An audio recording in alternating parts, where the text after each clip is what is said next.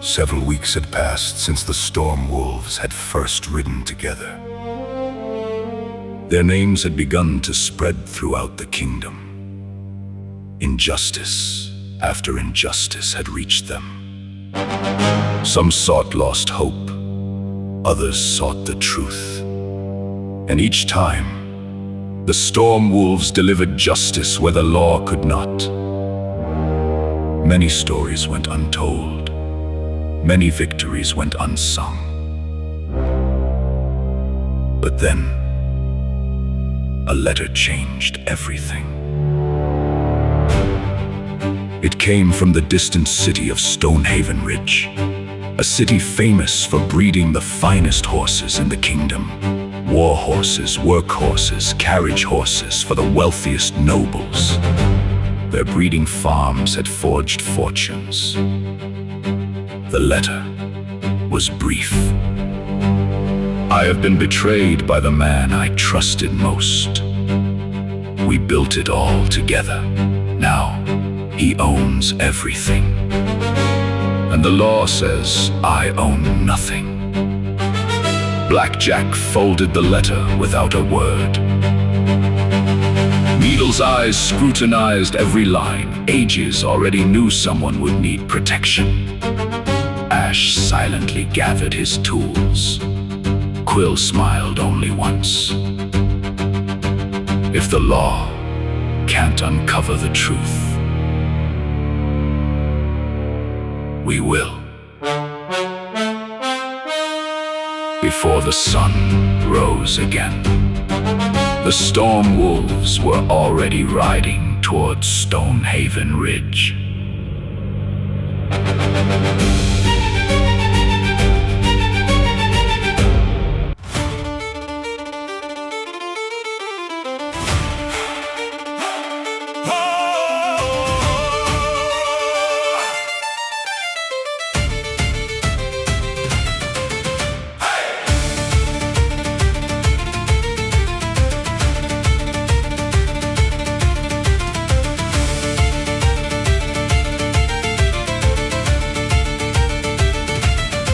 We crossed the mountain roads at break of day. Stonehaven Ridge rose proudly from the stone. Its towers touched the morning clouds above. A river carved its path beneath the walls. The streets were built on labor, sweat, and steel. The sound of horses echoed everywhere. Strong carriage teams rolled slowly through the square. War stallions stamped beneath their iron shoes. Every forge was shaping bits and reins. Every craftsman lived by hoof and saddle. Every road led toward another stable. Every coin was earned beside a horse. Then someone quietly spoke our names.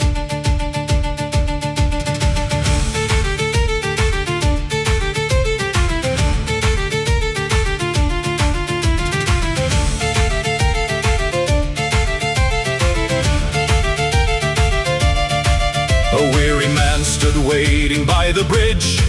His face was older than his years should show. His hands were scarred by countless days of work, yet pride still lived behind his tired eyes. My name is Edric. I wrote the letter. Thank you for coming. He asked us not to speak another word. He simply walked and we all followed him, beyond the crowded streets and market noise, until the city slowly disappeared. At last we reached a lonely hillside path. He raised his hand toward the distant fields. Hundreds of horses grazed beneath the sky. Stable after stable filled the valley. Fences stretched farther than the eye could see. Then Edric whispered, 15 years. 15 years of my life. We built all of this together. And today, I cannot even walk through those gates.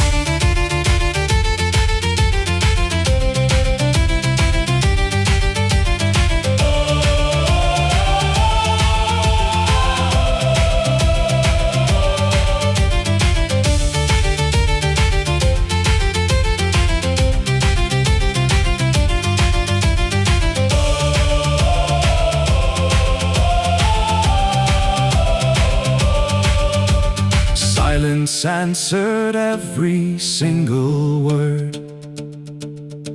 The wind alone crossed Stonehaven Ridge. No one asked another question, because we all understood. This was never about horses, it was about betrayal.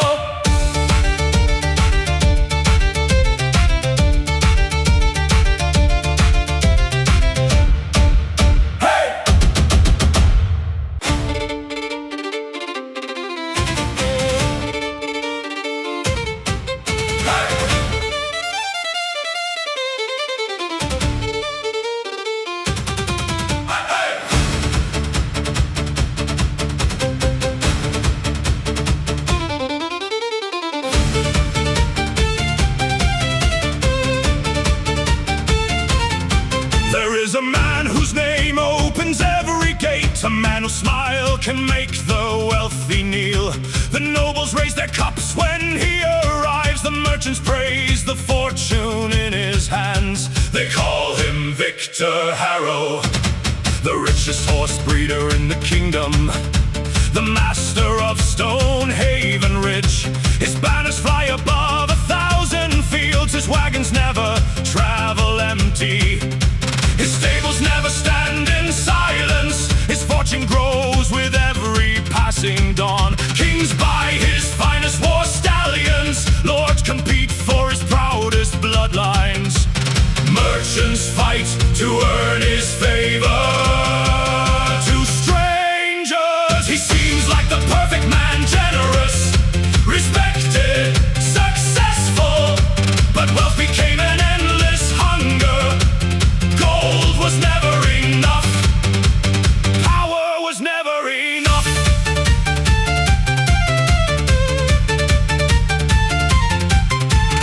Every stable had to be his. Every contract had to bear his name. Every rival had to disappear. He bought judges, he bought officials, he bought silence. If silver failed, fear always worked. Workers learn never to ask questions. Neighbors learn never to interfere. Truth became whatever Victor declared. Then came the greatest betrayal of all. The man who had built the empire beside him was erased. His name vanished, his work vanished, his ownership vanished. 15 years stolen with ink instead of swords. Now Victor Harrow walks these lands as their only master. The kingdom sees a legend, but behind every stable, behind every horse, behind every coin, there is one stolen life. And before this story ends, the Stormwolves will make him answer.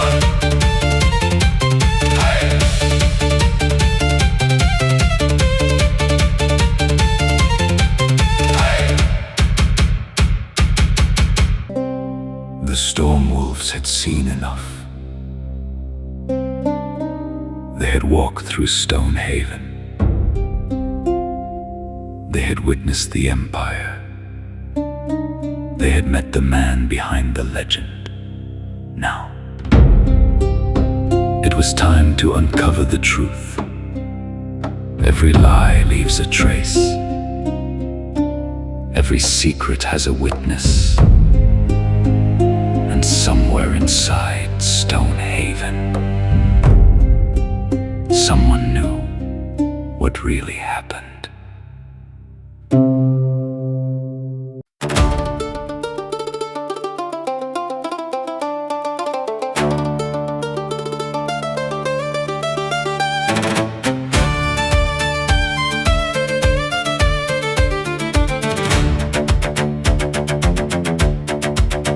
The first question was never who owned the horses. The first question was who built the dream. At sunrise the Stormwolves split their paths. Quill disappeared into Stonehaven streets.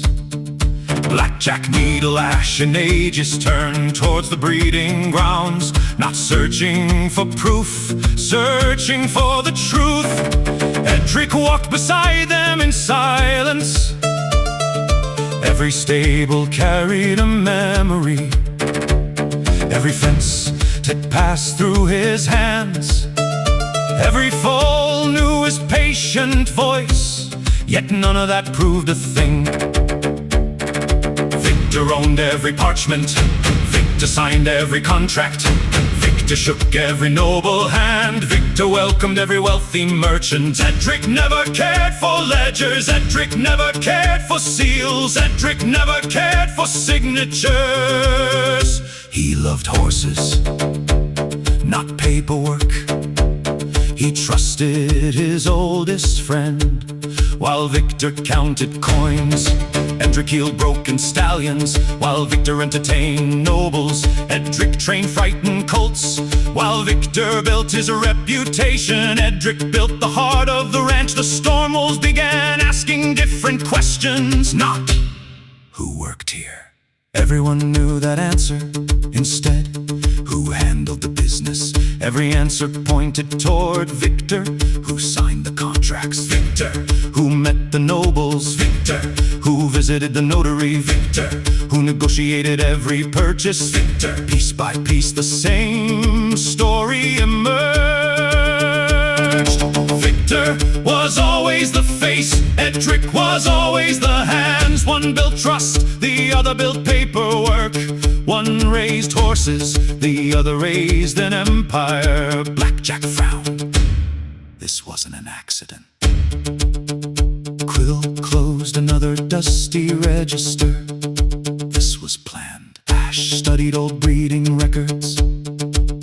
Every expansion happened exactly when Victor decided. Every agreement passed through Victor's hands. Every legal step belonged to Victor alone. Needle watched the workers carefully. No one lied. They simply repeated what they had always believed. Victor was the owner. Edric was the stable master. That was the story everyone had lived with.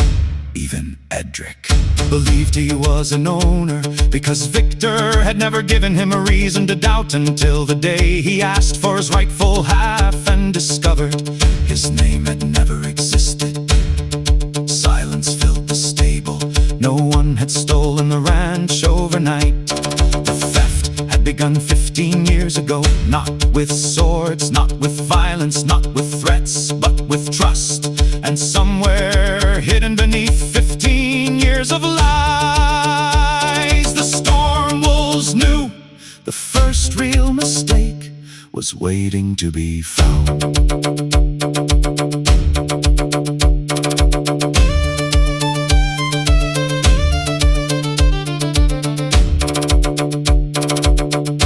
There are men who lock their doors because they fear thieves. And there are men who lock them because they fear the truth. Victor Harrow belonged to the latter. I sent Needle into the great house he had raised in Stonehaven with the fortune of 15 prosperous years. She entered neither for gold nor jewels, but for the papers upon which Victor's empire stood. No servant heard her steps, no guard glimpsed her shadow, and no luck remained closed for longer than she desired. When she returned, every deed, every contract, and every seal belonging to Victor Harrow rested in her hands. Quill and I examined them beneath the candlelight. He read every line twice, searching for a false signature, an altered date, or some forgotten trace of Edric. He found nothing. The papers were lawful, perfectly lawful. Victor had placed everything in his own name from the first day. Edric had never been removed from the business, for Victor had made certain that his friend was never included at all. While Edric raised horses and trusted the man beside him, Victor had quietly built an empire in which Edric did not exist. The law had no path by which we might restore what had been taken. Therefore, I resolved that we would not ask the law for permission. Victor had protected himself against accusations, witnesses, and courts. Yet there was one enemy against which he had never raised a defense: his own greed. A man who possesses everything can still be tempted, provided he is shown something greater. The plan began to take shape. I sent Aegis into the taverns of Stonehaven. He spoke with stable hands, farriers, cart drivers, and laborers, whose faces Victor had long since forgotten. They remembered Edric. They remembered the man who had worked beside them, shared their burdens, and treated them as something more than hired hands. When Aegis asked for their help, they did not ask how much they would be paid. They simply stood and followed him. By the following morning, I possessed the name of a nobleman who had never been born. Quill had become his learned advocate.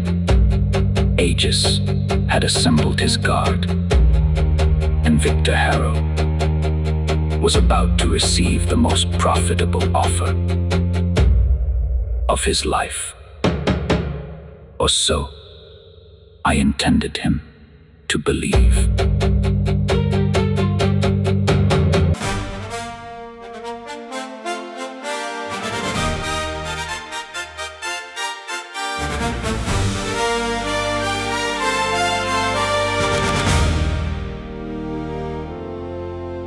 At noon the gates of Harrow's kingdom opened to silk bright steel and banners without stain.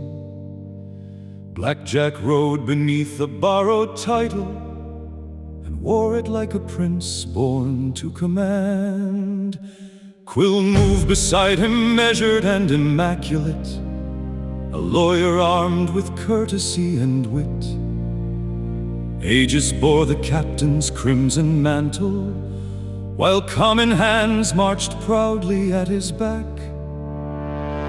Those men had hauled the grain through winter darkness, had mended every fence the storms had torn, had calmed the mares and carried newborn foals. Yet Victor scarcely knew a single face. Beneath their borrowed mail they kept their silence. Beneath false crests their truer loyalties burned. They entered as the noble's chosen soldiers, and Victor smiled upon the men he scorned. He showed them fields that swallowed whole horizons. He praised 1,000 horses as his crown. He spoke of bloodlines fit for kings and conquest, as though his hands had raised them from the ground. Blackjack admired each stable, yard, and pasture, and let the merchant's vanity take flight. For men reveal the hinges of their nature when given praise enough to open wide. While Victor counted triumphs for his guests, Needle returned unseen to Stonehaven. She crossed the house that twice had failed to hold her, and placed each lawful parchment where it lay. No candle shook, no sleeping servant murmured, no lock complained beneath her patient hand. The stolen heart returned into the casket before its master knew it had been gone. And far beyond the walls, where rock grew barren, ash entered an abandoned mountain wound. He set the wheels and woke the rusted pulleys, then taught dead tunnels how to breathe again. In chosen cracks he pressed true grains of gold. In shallow seams he hid a miser's heaven, enough to tempt the eye of any merchant, too little to redeem the lifeless earth. Thus every wolf performed the part appointed, while Blackjack kept the grand illusion whole. One hand restored the proof of Victor's kingdom, one hand prepared the grave of Victor's greed. Then Blackjack spoke of war beyond the border, of 50 stallions strong beneath the spear, of armored riders waiting for their mounts, and noble coffers ready for the price. He offered coin, rich cloth, and eastern spices, broad farming lands and favor at his court. Then, almost as a trifle scarce worth naming, he spoke about a mine among the hills. An exhausted place, he said with feigned indifference, a scar of stone that yields no man reward. But Victor heard a challenge beneath the offer, and greed leaned closer, whispering in his ear. He asked to see that barren mountain holding. Blackjack consented slowly, almost grieving. So Victor climbed where ash had laid the banquet, and searched the seams with practiced merchandise. The hammer struck, the broken stone shone yellow, the washing bowl retained true golden dust. He tested every grain and found it honest, and Victor's careful reason lost its throne. He saw no empty shafts or dying timbers. He saw a river hammered into gold. He saw wealth surpassing horse and pasture, and deemed the noble blind to what he owned. He hid his joy beneath the merchant's caution, then offered more than Blackjack dared request. Not 50 horses only, reins and saddles, but every field and stable Victor held.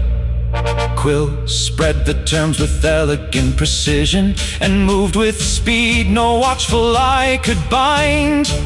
The first was born from Victor's rightful holdings, and every seal upon it spoke the truth. Yet where the buyer's name should claim the horses, his nimble craft had written Edric's name. The second promised Victor all the mountain, from one false lord who never owned the stone. No line named Blackjack, needle, ash, or Aegis. No wolf appeared in witness, seal, or claim. The candle sank while Victor chased his fortune. He read the gold and not the waiting names. His signet fell, the scarlet wax received it, and Quill withdrew the bargain from his hand. Victor smiled, convinced he'd fooled a noble, while Blackjack watched the final snare draw closed.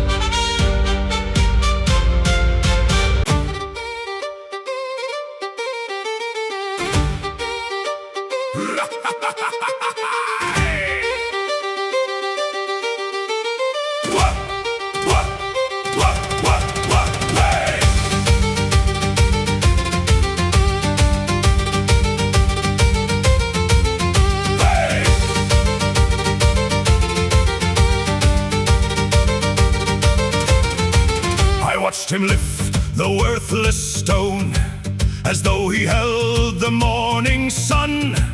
He weighed the dust, he praised his wit, and thought the clever game was won. I bowed as any noble might, and hidden my laughter in my sleeve. He saw a mountain filled with gold, I saw a merchant desperate to believe. Ring every cup and sound the bell, I sold him heaven in an empty well.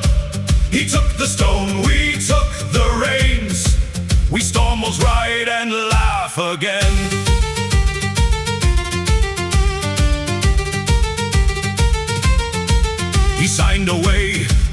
grazing fields, the foaling barns, the forge, the mill, the river road, the breeding halls, each pasture climbing up the hill.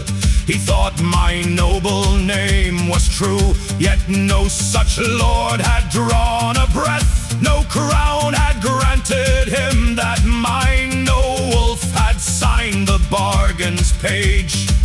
He read the dream and missed the name Quill placed beneath his eager hand, where he expected me to stand. Edric received the horses and land. Ring every cup and sound the bell.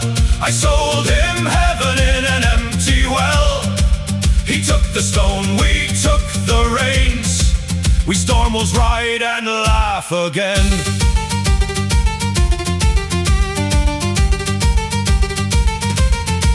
I let him boast before his men. I let him praise his shrewd exchange. He called me young, he called me blind, and found my silence rather strange.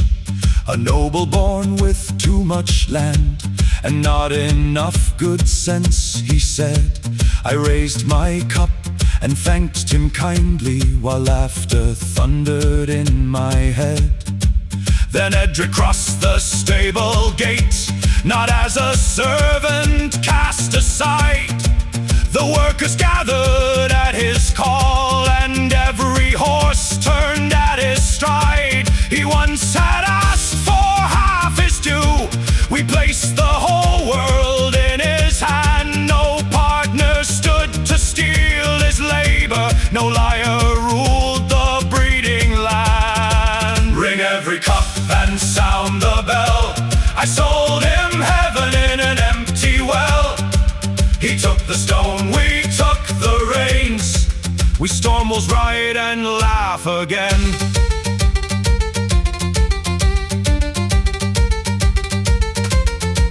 I found old Victor near the shaft, still scraping gold from barren walls. He cursed the rock, he cursed the wind, he cursed the silence in those halls. I let him count the grains we planted, one for pride and two for greed. Ash had sown a golden promise, and Victor watered every seed.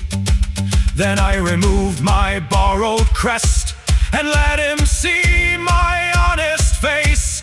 The noble vanished with the cloak. A wolf stood smiling in his place. Good Victor, master of accounts, of every contract, debt and fee. You knew the price of every horse, yet never knew who poured their fee. Ring every cup and sound the bell. He bought the tale we chose to sell. He took the stone, we took the reins. We Stormwolves ride and laugh again.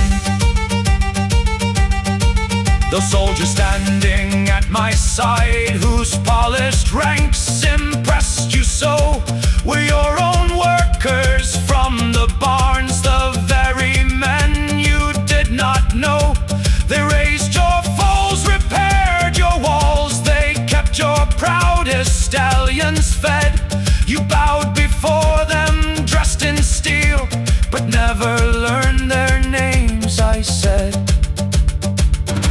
He stared at Aegis and the others, at faces now without disguise. At last he saw the hands he'd scorned reflected in his empty eyes. We drew no sword, we shed no blood, we stole no fortune for our gain. We gave the honest man his future and left the thief a hollow vein. Ring every cup and sound the bell. Alone we fail, together prevail. Edric rides where truth remains. We Stormwolves ride and laugh again. Thus ended our affair in Stonehaven Ridge, where Victor Harrow who had deceived an honest friend for 15 years, was finally deceived by the one master he could never command: his own greed. He surrendered an empire of horses for a mountain filled with promises and found, when promises faded, nothing but barren stone. Edric crossed the gates once more, no longer as a forgotten servant, nor even as the owner of half the estate, but as the sole master of everything his hands had helped to build. We remained only long enough to witness justice return to those stables. Then we mounted our horses and followed the road beyond Stonehaven. For while injustice still finds shelter in this kingdom, our journey cannot end. The saga of the Stormwolves will continue.